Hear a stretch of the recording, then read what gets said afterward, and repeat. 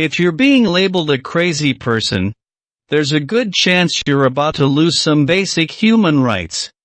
People can intervene, disrespect, gangstalk, slander your name, team up and conspire against you, isolate you. No joke, people can do anything to you, and justify it with a simple sentence. He's crazy. Or in the worst scenario, with blood in their hands, they may say, he was crazy. The very definition of madness, in its social aspect, means that someone's personal perception of its own living reality has lost any authority or validity to others. It literally destroys any value on what a person sees, thinks, feels, perceives. Thereafter, it's obvious everything can be taken from this person, including his life. I would say that maybe this happens because you become the scapegoat upon whom people will project their own subconscious fears of the unknown, the insane, such an stimulating concept for our imagination. The people defeated by their own minds. But in order to create madness, you just need to hide the proper means to describe an experience. This alone will create enough mental conflict and confusion to get you mentally sick. Suppose a woman knows nothing about menstrual cycles.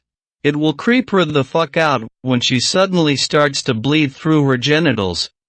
She will imagine a lot of things could be happening. She will start overthinking it and get reasonably paranoid about it. Left alone to her own mind to come to an explanation, may never decide about it, creating anxiety. To escape from such conflict, we have invented the authority figure, who can decide for us. In Nietzsche's Also Sprach Zarathustra, there's a moment when a viper bites Zarathustra in the neck, and a fatal destiny seems to be sealed for him. The viper itself sadly mourns his death. That's kind of like how the authoritative discourse sounds like. A doctor's diagnosis sounds just like the Nietzsche's viper. But Zarathustra simply demands to the viper suck back its poison from his neck. The truth is that, if you don't provide other meaning than madness to the experiences some people go through, which in turn is the same as completely and arrogantly attack the value itself of their experiences, you will put them under serious mental stress. And serious mental stress can actually lead to pathological mental states. So it can become a self-fulfilling prophecy. I read an article some time ago on how what we would modernly call anorexia in the Middle Ages would be perceived as some spiritual state, mortification of the body and on, and how the same phenomenon in modern times is given different significations, not only by psychiatry, but also by the person going through it. I think I found another phenomenon that just got new clothes but keeps essentially being the same.